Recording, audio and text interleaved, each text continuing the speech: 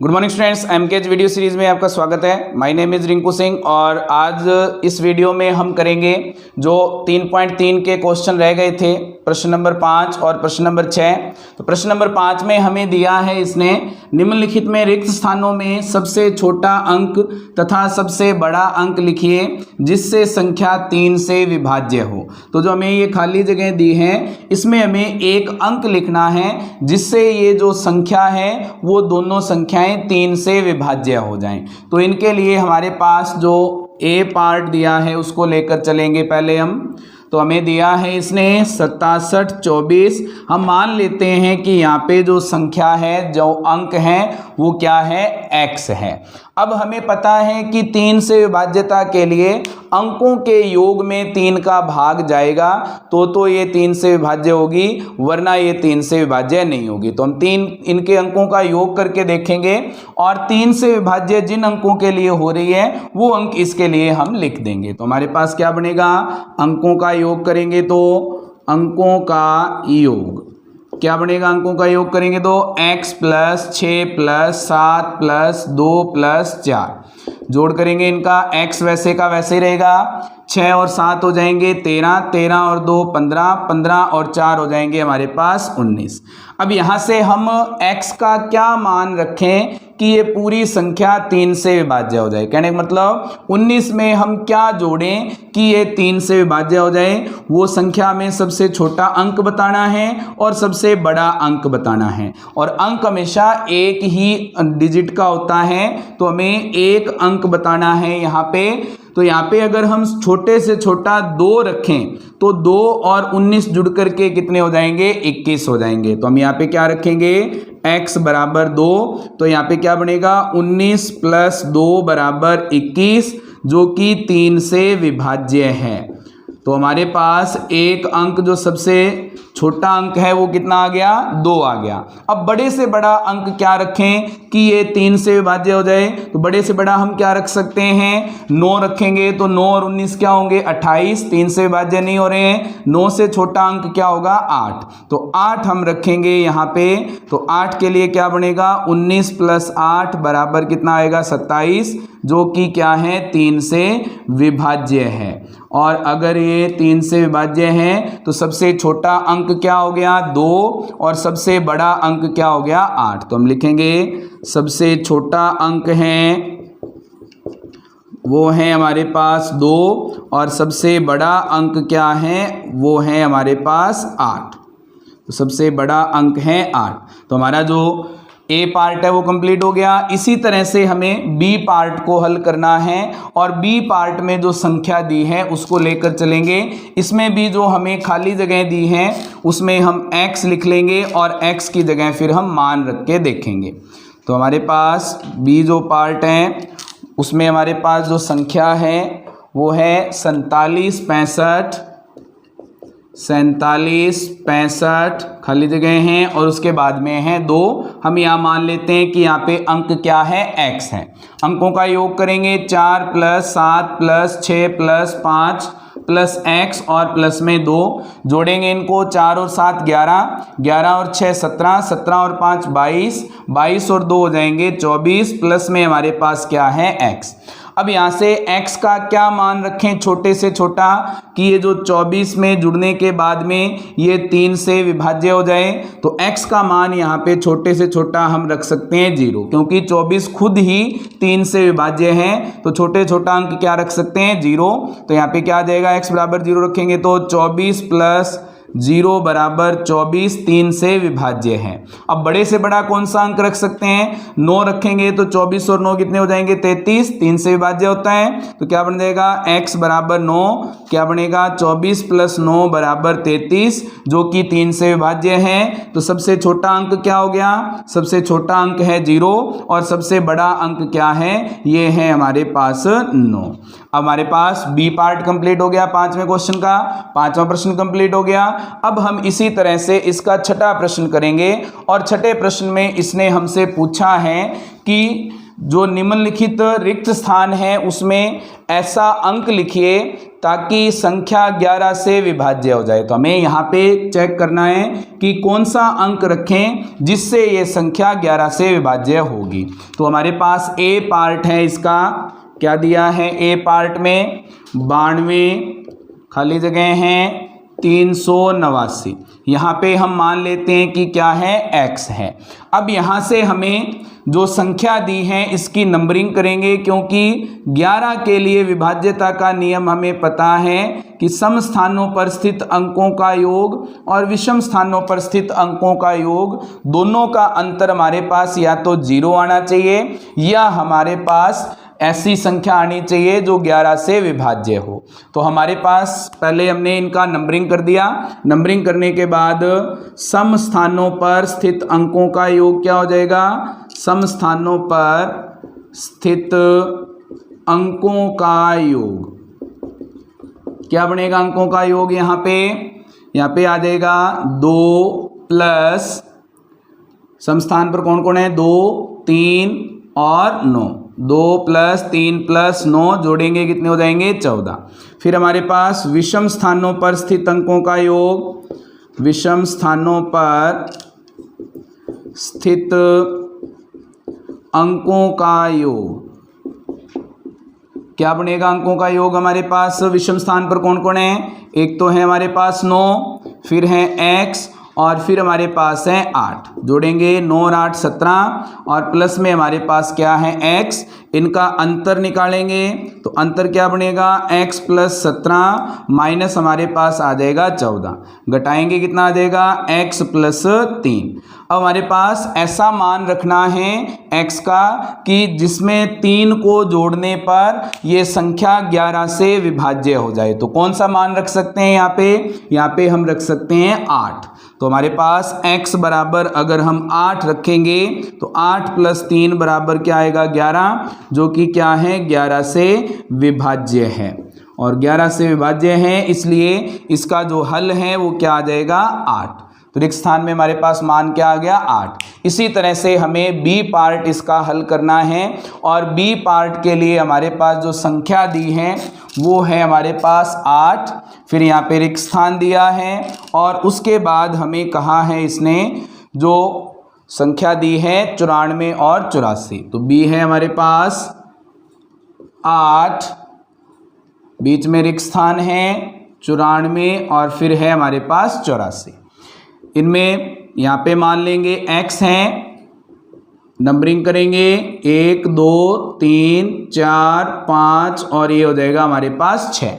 सम स्थानों पर स्थित अंकों का योग करेंगे तो सम स्थानों पर कौन है, x 4 और 4, क्या बनेगा x प्लस 4 प्लस 4, जोड़ेंगे x प्लस 8।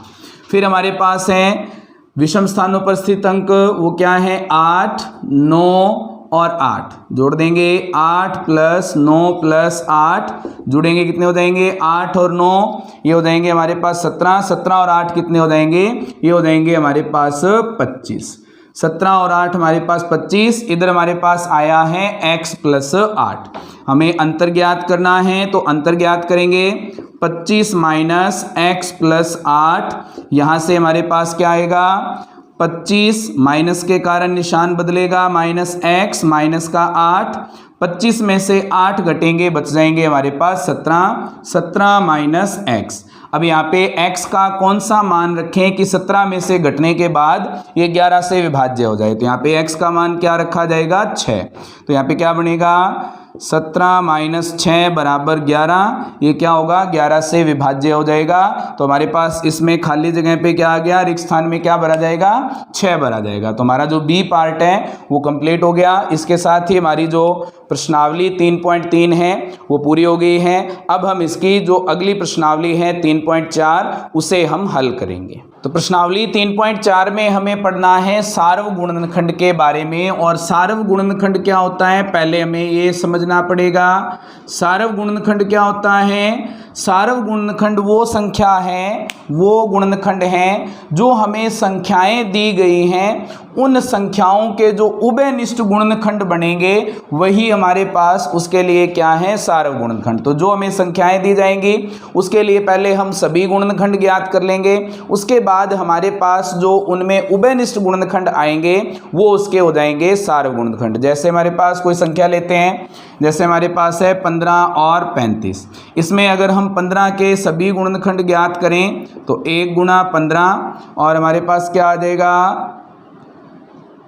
15 में 2 का भाग जाएगा नहीं, 3 का भाग जाएगा, 3 गुणा 5, 15 में 4 का भाग नहीं जाता, 5 गुणा में 3। तो 15 के सभी गुणनखंड क्या आ गए हमारे पास, 15 के सभी गुणनखंड ये हमारे पास आ गए हैं कौन कौन से, 1, 3, 5 और 15। इसी तरह से 35 के सभी गुणनखंड निकालेंगे तो 35 को क्या लिख सकते हैं, 1 गुणा में 35, फिर 35 में 2 का भाग नहीं जाता, 3 का भी भाग नहीं जाएगा, 4 का भी नहीं जाएगा, 5 का भाग जाएगा, कितना आ जाएगा, 5 गुणा 7। फिर हम 35 को लिख सकते हैं, 35 में 6 का भाग नहीं जाता, 7 का भाग जाएगा, रिपीट हो रहा है, तो यहाँ से हमारे पास क्या आ जाएगा, 35 के सभी गुणनखंड आ जाएंगे और 35 के सभी गुणनखंड क्या बनेंगे, फिर ये आ जाएंगे हमारे पास 1, 5, 7 और 35। अब इन दोनों में हमें ये देखना है कि उभयनिष्ठ गुणनखंड कौन कौन से हैं। 1 दोनों में आ रहा है और 5 भी दोनों में आ रहा है, तो इनके सार्व गुणनखंड क्या बन जाएंगे, सार्व गुणनखंड हमारे पास हो जाएंगे 1 और 5। तो इसके लिए सार्व गुणनखंड ज्ञात करने हैं तो जो संख्याएं दी हैं उनके सभी गुणनखंड ज्ञात कर लेंगे, उनमें से जो उभयनिष्ठ गुणनखंड हैं वो हमारे पास उसके लिए हो जाएंगे सार्व गुणनखंड। उसके बाद में हमें एक और शब्द देगा जिसका नाम है सह अभाज्य संख्या। और सह अभाज्य संख्या क्या होती है, जब हम दी गई संख्याओं के ऐसी संख्याएं जिनका जो सार्व गुणनखंड है वो हमारे पास 1 आता है, उन संख्याओं को हम बोलते हैं सह अभाज्य संख्या। किसे बोलते हैं, जिनका सार्व गुणनखंड 1 आता है उसे हम क्या बोलते हैं, सह अभाज्य संख्याएं। तो अब हम इनके प्रश्नों को शुरू करेंगे। तो हमें पहला प्रश्न ही इसी पर दिया है, कहा है इसने निम्न के सार्व गुणनखंड ज्ञात कीजिए। संख्याएं दी हैं हमें, ए पार्ट में संख्या दी है 20 और 28। तो हमारे पास संख्या है 20 और 28। तो पहले हम 20 के सभी गुणनखंड निकालेंगे।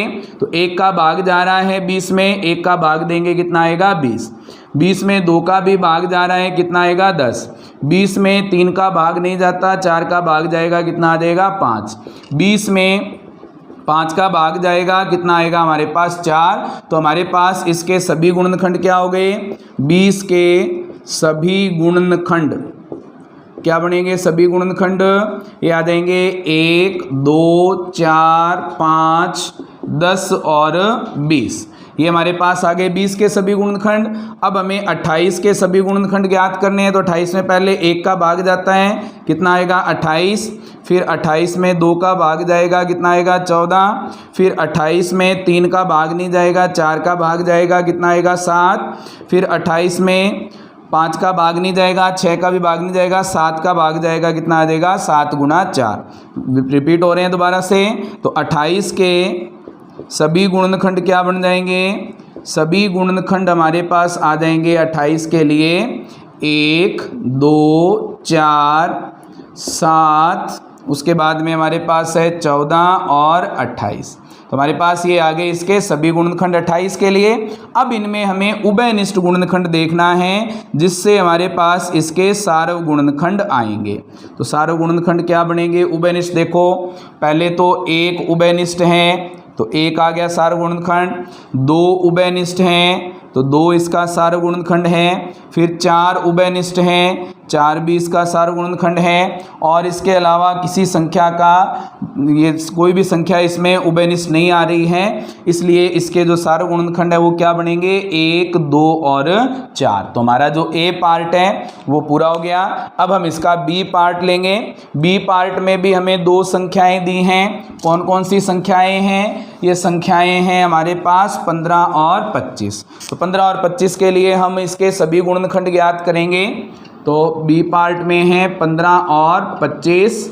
पहले हम 15 के सभी गुणनखंड ज्ञात करेंगे तो 1 से भाग जाएगा 15, 15 में 2 का भाग नहीं जाएगा, 3 का भाग जाएगा 5, 15 में 4 का भाग नहीं जाएगा, 5 का भाग जाएगा, कितना आ जाएगा 3। रिपीट हो गए। तो 15 के सभी गुणनखंड हमारे पास क्या आ जाएंगे, ये हमारे पास आ जाएंगे सभी गुणनखंड इसके लिए 1, 3, 5 और 15। फिर हमें दी है संख्या 25, तो 25 के लिए हम पहले 1 से भाग करेंगे, 25 आएगा। 25 में 2 का भाग नहीं जाता, 3 का भी भाग नहीं जाएगा, 4 का भी भाग नहीं जाएगा, 5 का भाग जाएगा, कितना आ जाएगा हमारे पास 5। उसके बाद में हमारे पास इसमें किसी का भाग नहीं जाएगा, सीधा 25 में किसका भाग जाएगा, 25 का भाग जाएगा।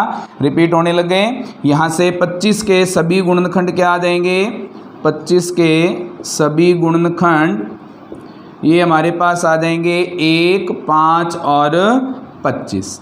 अब यहाँ से हमारे पास इनके सभी गुणनखंड आ गए हैं। सभी गुणनखंड आने के बाद इनका सार्व गुणनखंड ज्ञात कर लेंगे। सार्व गुणनखंड के लिए इसके उभयनिष्ठ गुणनखंड देखेंगे। उभयनिष्ठ गुणनखंड कौन कौन से हैं, 1 हैं तो 1 आ जाएगा, 5 हैं इसलिए इसका सार्व गुणनखंड क्या आ गए 1 और 5। तो हमारा जो बी पार्ट है वो पूरा हो गया। अब हम इसके लिए सी पार्ट करेंगे और सी पार्ट में हमें जो संख्याएं दी हैं वो क्या हैं 35 और 50। तो हम लेंगे सी पार्ट 35 और 50। 35 और 50 में हमारे पास पहले 35 के लिए हम सभी गुणनखंड ज्ञात करेंगे। तो 35 में किसका भाग जा रहा है, पहले 1 का भाग देंगे, कितना आएगा 35। फिर 35 में 2 का भाग नहीं जाता, 3 का भाग भी नहीं जाएगा, 4 का भाग भी नहीं जाएगा, 5 का भाग जाएगा, कितना आएगा हमारे पास 7। उसके बाद 35 में 6 का भाग नहीं जाएगा, किसका भाग जाएगा 7 का, कितना आ जाएगा हमारे पास 5। तो यहाँ पे रिपीट हो गए। तो 35 के सभी गुणनखंड क्या बनेंगे हमारे पास, इसके सभी गुणनखंड हमारे पास आ जाएंगे 1, 5, 7 और हमारे पास आ जाएगा 35।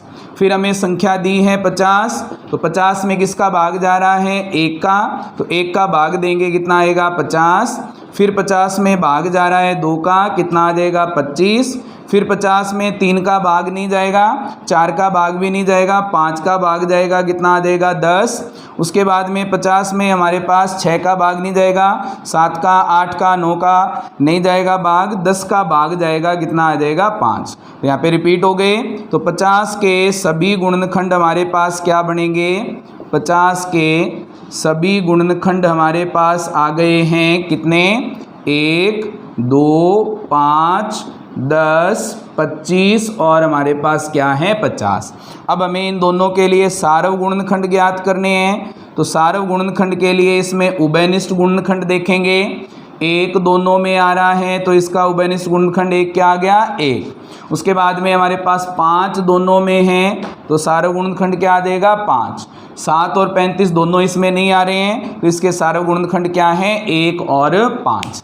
अब हमारे पास जो डी पार्ट दिया है उसे हल करेंगे। डी पार्ट में जो हमें संख्याएं दी हैं वो संख्याएं हैं हमारे पास 56 और 120। तो संख्या है 56 और 120। तो पहले हम 56 के लिए सभी गुणनखंड ज्ञात करेंगे। 56 के लिए हम पहले 1 से भाग देंगे तो कितना आएगा 56। उसके बाद 56 में हम 2 का भाग देंगे तो 2 का भाग देंगे कितना आएगा 28। फिर 56 में 3 का भाग नहीं जाएगा, 4 का भाग जाएगा तो 4 का भाग देंगे कितना आ जाएगा, ये आएगा 4 एकम 4 और 4 चौक 16। तो कितने आ गए 4 गुना 14। उसके बाद 56 में 5 का भाग नहीं जाता, 6 का भाग भी नहीं जाएगा, 7 का भाग जाएगा तो क्या आ जाएगा 7 गुना में 8। 56 में फिर हमारे पास 8 का भाग जाएगा कितना आ जाएगा 7। रिपीट होना शुरू हो गए। तो 56 के सभी गुणनखंड क्या आ गए हमारे पास, इसके सभी गुणनखंड हैं हमारे पास कौन कौन से 1, 2, 4, 7, 8, उसके बाद है 14, उसके बाद है 28 और उसके बाद है 56। तो इसके सभी गुणनखंड आ गए। अब दूसरी संख्या है 120। तो 120 के सभी गुणनखंड ज्ञात करने के लिए पहले हम 1 से भाग देंगे कितना आएगा 120। फिर 120 में हम 2 का भाग देंगे 60, फिर 120 में हम 3 का भाग देंगे, ये आ जाएंगे 40, 120 में 4 का भाग देंगे, कितना आ जाएगा 30, 120 में 5 का भाग देंगे, कितना आएगा 24, 120 में 6 का भाग देंगे अगर हम, तो यहाँ पे कितना आएगा 20, 120 में 7 का भाग जाएगा नहीं, 8 का भाग देंगे तो हमारे पास कितना आ जाएगा 15, 120 में 9 का भाग भी नहीं जाएगा, 10 का भाग जाएगा, कितना आ जाएगा 10 गुणा में 12, फिर 120 में जो भाग जाएगा वो जाएगा भाग, 11 का भाग जाएगा नहीं, 12 का भाग जाएगा, कितना आ जाएगा 10। तो हमारे पास 120 के सभी गुणनखंड क्या हो गए, 120 के सभी गुणनखंड क्या बनेंगे, सभी गुणनखंड हमारे पास 1 2 3 4 5 6 8 10 12 और क्या देगा 15, उसके बाद है हमारे पास 20 24 30 40 60 और 120, ये इसके सभी गुणनखंड हैं 120 के लिए। अब इनमें हमें देखना है उभयनिष्ठ, तो उभयनिष्ठ के लिए सार्व गुणनखंड आ जाएंगे हमारे पास। तो सार्व गुणनखंड क्या बनेंगे, उभयनिष्ठ, इसमें एक उभयनिष्ठ है तो एक आ गया, 2 उभयनिष्ठ हैं इसलिए हमारे पास 2 आ गए, 3 यहाँ पे नहीं है, 4 हैं तो 4 उभयनिष्ठ हैं तो 4 इसके लिए सार्व गुणनखंड हो गया। उसके बाद 7 है क्या, 7 नहीं है, 8 है इसमें तो 8 उभयनिष्ठ हो जाएगा इसलिए इसका सार्व गुणनखंड आ गया। 14 इसमें नहीं है, 28 भी नहीं है और 56 भी नहीं है, तो इसके लिए सार्व गुणनखंड क्या आ गए 1 2 4 और 8। तो हमारा जो पहला प्रश्न है वो पूरा हो गया। इसी तरह से हमें इसका दूसरा प्रश्न इसने दिया है, निम्न के सार्व गुणनखंड ज्ञात कीजिए, और इसमें हमें दिए हैं 3-3 संख्याएं। इन 3-3 संख्याओं के लिए भी हमें यही काम करना है, हमें पहले इन तीनों संख्याओं के सभी गुणनखंड निकालने हैं, फिर उनमें जो उभयनिष्ठ गुणनखंड हैं उनके लिए हम सार्व गुणनखंड निकाल देंगे। तो हमारे पास प्रश्न नंबर 2 का जो ए पार्ट है उसमें हमें दिया है इसने 4 8 और 12। यहाँ पे पहले 4 के लिए सभी गुणनखंड निकालेंगे तो क्या लिखेंगे, 1 का अगर हम भाग देंगे 4 में तो कितना आएगा 4, 4 में 2 का भाग देंगे कितना आएगा 2, 4 में और किसी का भाग जाएगा नहीं, 3 का भाग नहीं जाएगा, 4 का भाग जाएगा, कितना आ जाएगा 1। तो 4 के सभी गुणनखंड क्या आ गए, 4 के सभी गुणनखंड हैं हमारे पास 1 2 और 4। उसके बाद में 8 हैं, 8 के लिए पहले हम 8 में 1 का भाग देंगे, कितना आएगा 8, 8 में 2 का भाग देंगे, कितना आएगा 4, 8 में 3 का भाग जाएगा नहीं, 4 का भाग देंगे, कितना आ जाएगा 2। तो 8 के सभी गुणनखंड क्या हैं हमारे पास, 8 के सभी गुणनखंड ये हमारे पास हैं 1 2 4 और 8। उसके बाद में हमारे पास 12 में पहले 1 का भाग देंगे 12 आएगा, 12 में 2 का भाग देंगे 6 आएगा, 12 में 3 का भाग जाएगा 4 आएगा, 12 में 4 का भाग देंगे, कितना आ जाएगा 3। रिपीट होने लग गए। तो 12 के सभी गुणनखंड क्या बनेंगे हमारे पास, इसके लिए सभी गुणनखंड आ जाएंगे 1 2 3 4 6 और ये आ जाएगा हमारे पास 12।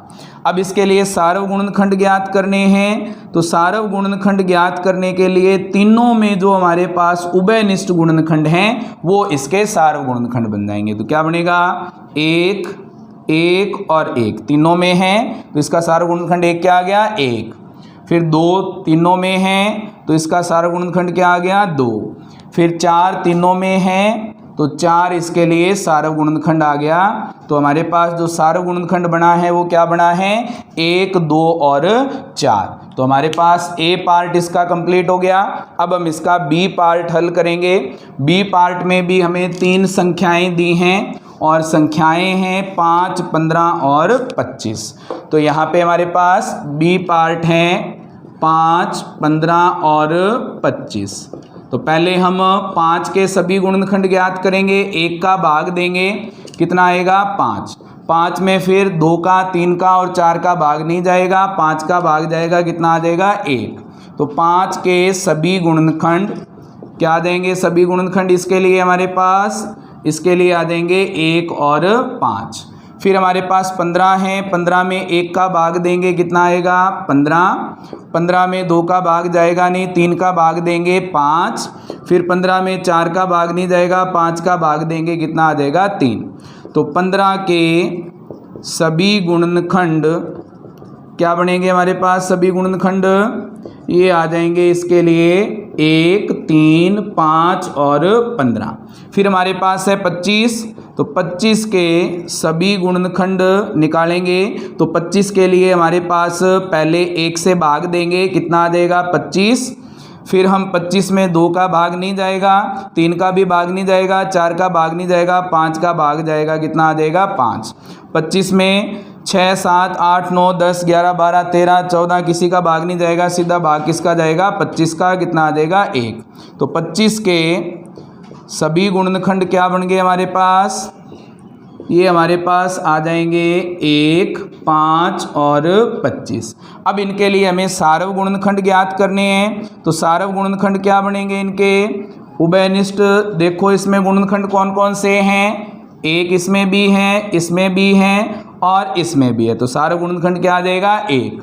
उसके बाद 5 है इसमें, इधर भी 5 है और इधर भी 5 है। तो इसके सार्व गुणनखंड क्या आ गए 1 और 5। तो हमारा जो दूसरा प्रश्न है वो हल हो गया है। अब हम इसके आगे वाले प्रश्न हल करेंगे। तो अगला प्रश्न हमें दिया है, इसने क्या कहा है, निम्न के प्रथम 3 सार्वगुणज ज्ञात कीजिए। सार्वगुणज क्या होते हैं, सार्वगुणज वो संख्याएं हैं जिनमें जो संख्याएं दी हैं उन दोनों का, या 3 संख्याएं दी हैं तो तीनों का भाग जाता है, वो संख्याएं क्या होती हैं, उसमें सार्वगुणज होती हैं। तो इसके लिए सार्वगुणज ज्ञात करने के लिए हम इनके अलग अलग गुणज लिखेंगे और उनमें जो उभयनिष्ठ गुणज होंगे वही उसके लिए क्या हो जाएगा, सार्वगुणज हो जाएगा। तो प्रश्न नंबर 3 का ए पार्ट हम करेंगे।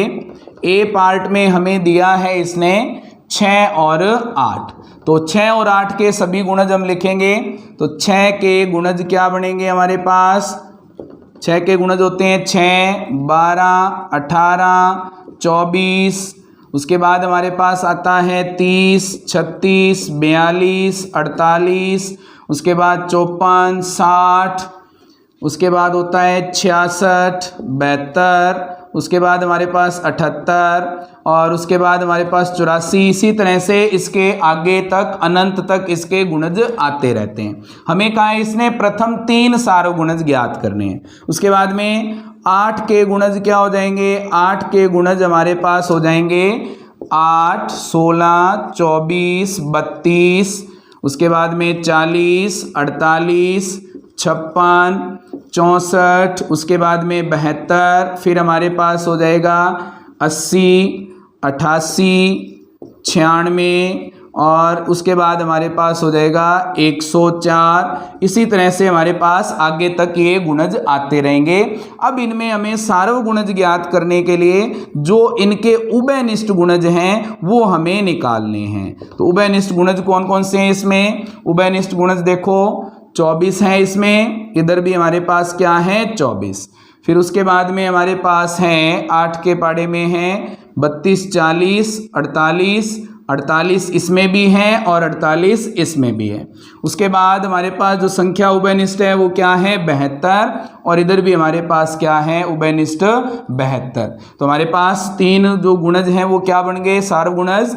पहला आ गया हमारे पास 24, उसके बाद हमारे पास आ जाएगा 48 और उसके बाद हमारे पास कौन सी संख्या है वो है हमारे पास 72।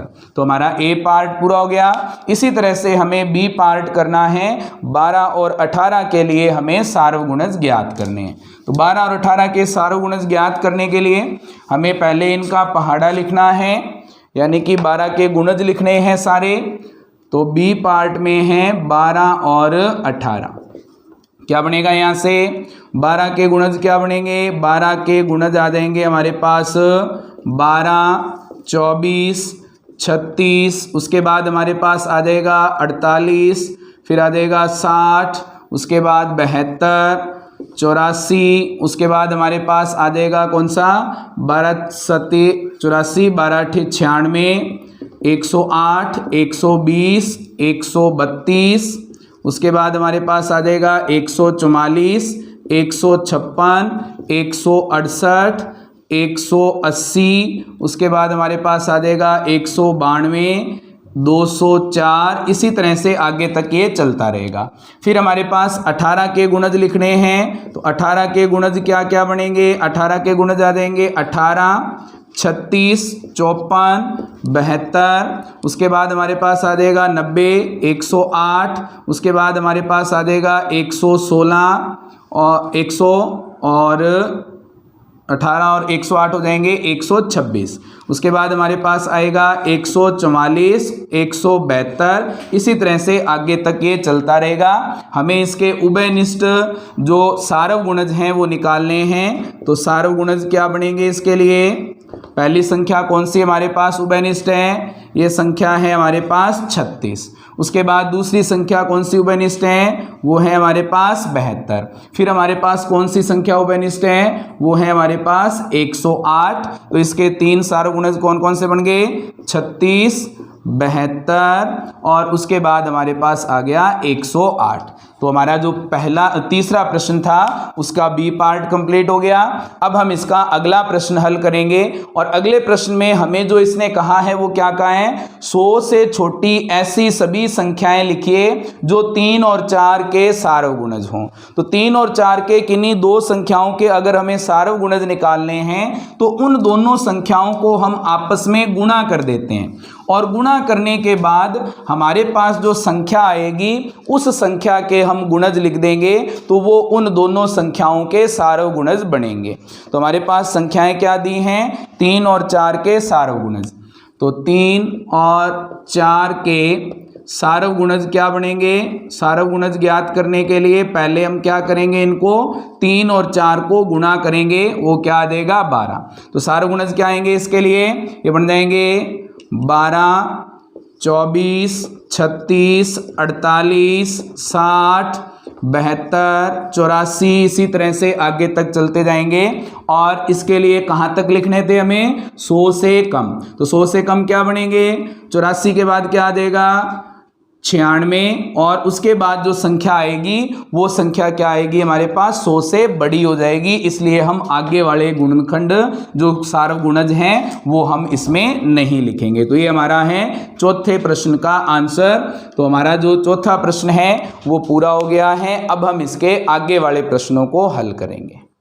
अगला प्रश्न हमें दिया है, इसने क्या कहा है? निम्नलिखित में से कौन सी संख्याएं सह अभाज्य संख्याएं हैं? तो सह अभाज्य संख्याओं के लिए हमने क्या पढ़ा था? हमने पढ़ा था कि हमें इनके लिए सभी गुणनखंड निकालने हैं और सभी गुणनखंड में अगर हम सार्व गुणनखंड निकालेंगे तो जो सार्व गुणनखंड अगर केवल एक आता है तो ये क्या हो जाएंगी? सह अभाज्य संख्याएं हो जाएंगी। और एक के अलावा कोई और भी संख्या आ रही है तो वो ये सह अभाज्य संख्याएं नहीं होंगे। तो पहले हम इनके लिए जो इसके गुणनखंड हैं सभी गुणनखंड वो लिखेंगे। तो ए पार्ट में हमारे पास दो संख्याएं हैं 18 और 35। तो पहले हम 18 के गुणनखंड लिखेंगे। तो 18 के गुणनखंड क्या होंगे? 18 के गुणनखंड होते हैं 1, 2, 3, 6, 9 और 18। 1, 2, 3, 6, 9 और 18 ये हमारे पास हैं 18 के गुणनखंड। फिर हम 35 के गुणनखंड निकालेंगे। तो 35 के गुणनखंड हमारे पास होते हैं क्या क्या होंगे? 1, 5, 7 और 35। 1, 5, 7 और 35। अब हम इनमें दोनों में सार्व गुणनखंड निकालें तो सार्व गुणनखंड इनका क्या बन रहा है? इनका सार्व गुणनखंड बन रहा है हमारे पास 1 कॉमन है और कोई उभयनिष्ठ है क्या इसमें? और कोई उभयनिष्ठ नहीं है। इसका सार्व गुणनखंड है केवल 1। और अगर सार्व गुणनखंड 1 हो तो ये दोनों संख्याएं क्या होंगी? सह अभाज्य संख्याएं होंगी। तो लिख देंगे अतः 18 और 35 सह अभाज्य संख्याएं हैं। सह अभाज्य संख्याएं हैं। उसके बाद हमारे पास बी पार्ट इसने दिया है। बी में संख्याएं हैं 15 और 37। तो 15 और 37 में हम 15 के गुणनखंड लिखेंगे। तो 15 के गुणनखंड क्या होंगे? 15 के गुणनखंड होते हैं हमारे पास ये आएंगे 1, 3, 5 और 15। तो 1, 3, 5 और 15।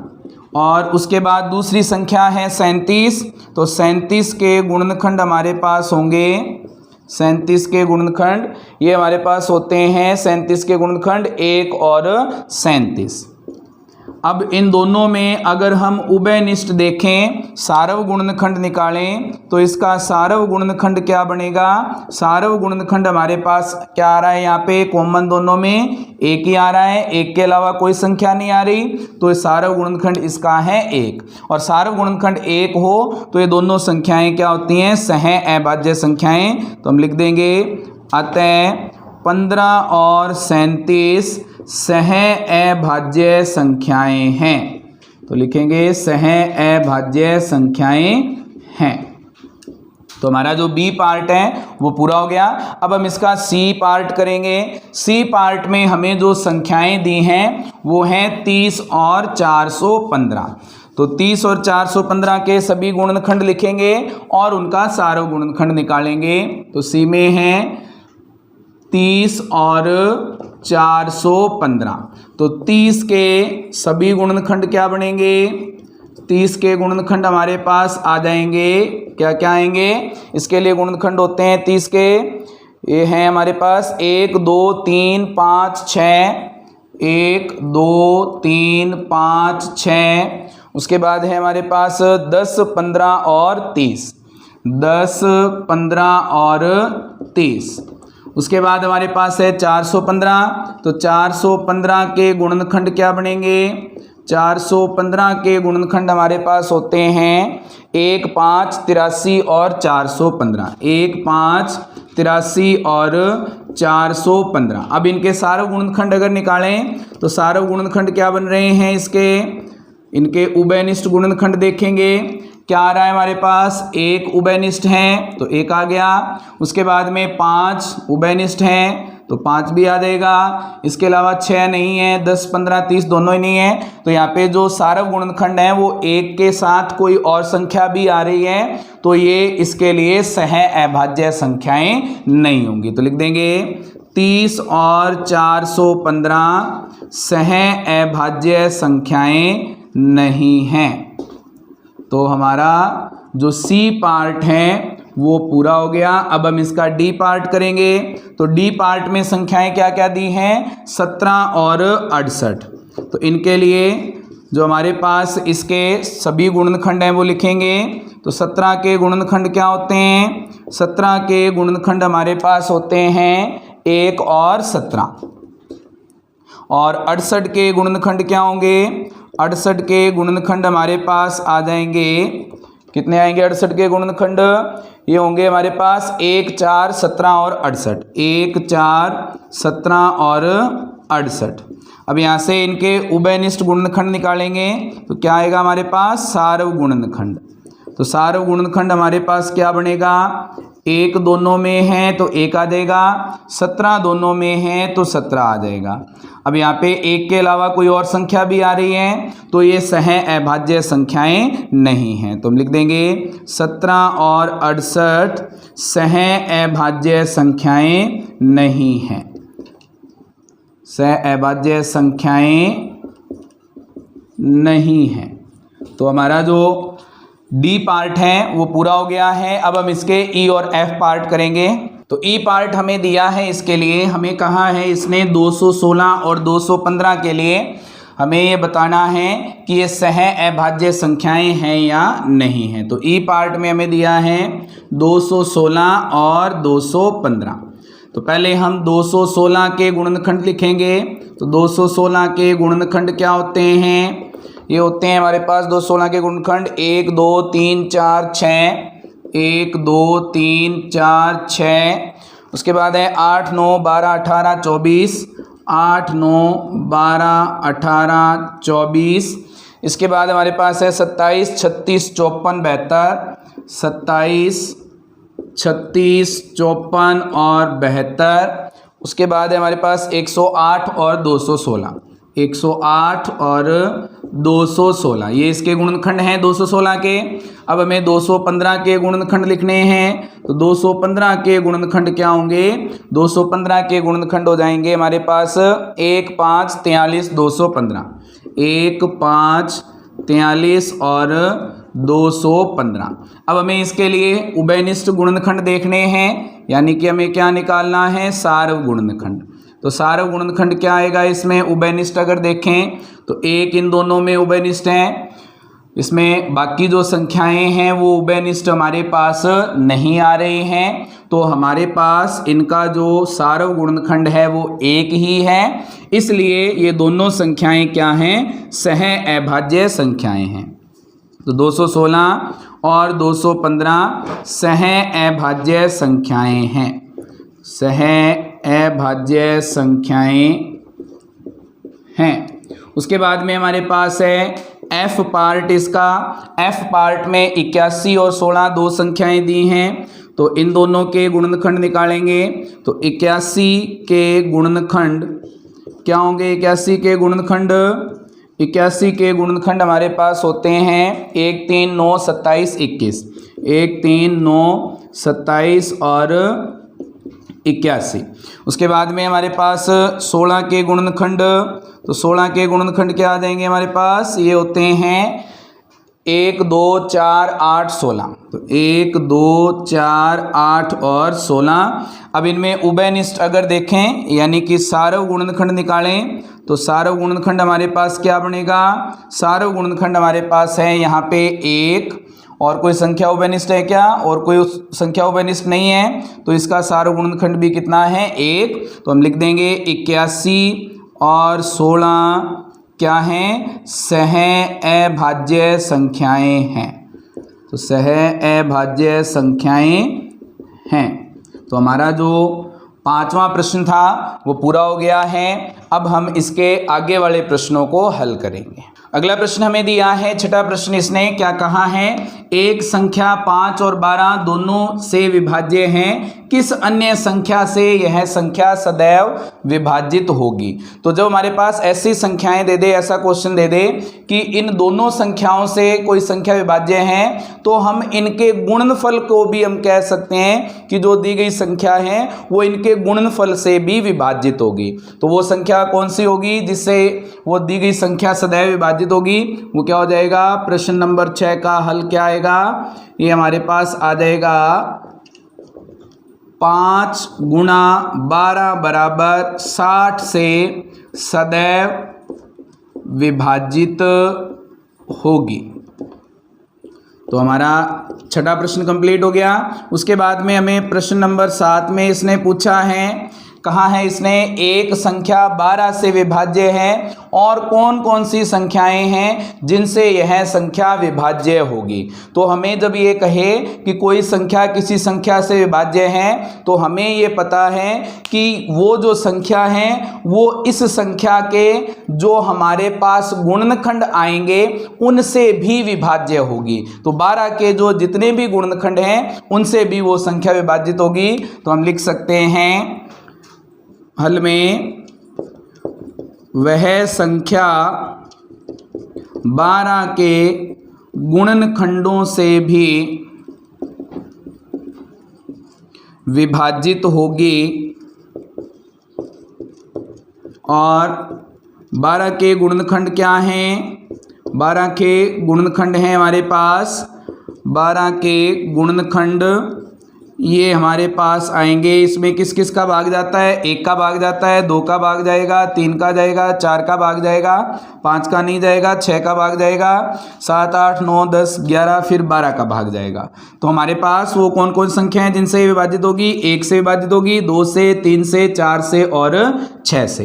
तो हमारा जो 7वां प्रश्न है वो पूरा हो गया। इसके साथ ही हमारी जो 3.4 प्रश्नावली है वो पूरी हो गई है। उम्मीद है कि आपको ये वीडियो पसंद आई होगी। फिर भी कोई प्रॉब्लम हो तो आप कमेंट बॉक्स में लिख करके बता सकते हैं ताकि आपकी प्रॉब्लम को सॉल्व किया जा सके। Thank you.